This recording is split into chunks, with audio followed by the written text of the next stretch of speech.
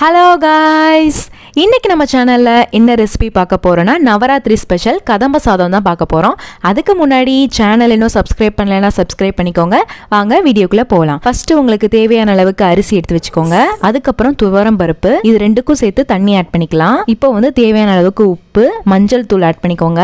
இதை ஒரு 2-3 விசில் வரைக்கும் நல்லா வேக வச்சு எடுத்துக்கலாம். அதுக்கப்புறம் இந்த ரெசிபிக்கு தேவையான வெஜிடபிள்ஸ் எல்லாம் கட் பண்ணி வச்சிருக்கேன். இப்போ ஒரு பேன்ல நல்லா தண்ணி ஊத்திட்டு நம்ம கட் பண்ணி வச்சிருக்க வெஜிடபிள்ஸ் எல்லாம் ஆட் பண்ணிக்கலாம். என்னென்ன வெஜிடபிள்ஸ் மென்ஷன் பண்ணிருக்கேன், செக் பண்ணிக்கோங்க. அதுக்கப்புறம் மஞ்சள் தூள், உப்பு ஆட் பண்ணிட்டு ஒரு 20 நிமிஷம் நல்லா வேக வச்சு எடுத்துக்கோங்க. அதுக்கப்புறம் புளிக்கரைசல், சாம்பார் பவுடர்லாம் ஆட் பண்ணிட்டு நல்லா கொதிக்க விட்டு இறக்கிடலாம். அதுக்கப்புறம் ஒரு பேன்ல துருவன தேங்காய் ஆட் பண்ணிட்டு நல்லா ரோஸ்ட் பண்ணி தனியா எடுத்து வச்சுக்கோங்க. அதுக்கப்புறம் அதே பேன்ல நல்லெண்ணெய் ஊத்திட்டு சுண்டைக்காயை நல்லா ஃப்ரை பண்ணி எடுத்துக்கோங்க. அதுக்கப்புறம் அதே பேன்ல தாளிப்பு ரெடி பண்ணிக்கலாம். கடுகு, வரமிளகாய், கருவேப்பிலை போட்டு எடுத்து வச்சுக்கோங்க. இப்போ குழம்புல நம்ம ரெடி பண்ண எல்லாத்தையுமே ஆட் பண்ணிக்கலாம். அதுக்கப்புறம் நம்ம ரெடி பண்ணி வச்சிருக்க சாதமும் குழம்பையும் சேர்த்து நல்லா மிக்ஸ் பண்ணி விட்டுக்கலாம். அவ்வளவுதான், கதம்ப சாப்பாடு ரெடி ஆயிடுச்சு.